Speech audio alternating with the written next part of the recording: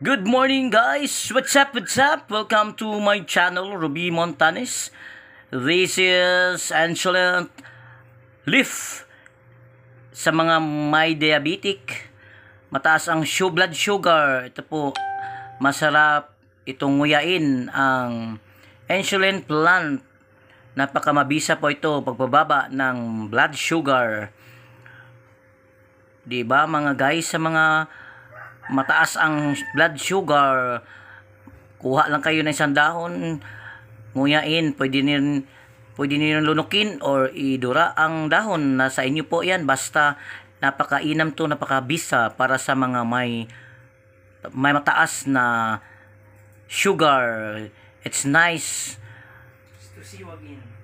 sang tanim na ito na insulin plant. Okay, kung kayo'y nakagusto sa aking vlog, just subscribe and notify my channel, Ruby Montanes. Bye-bye!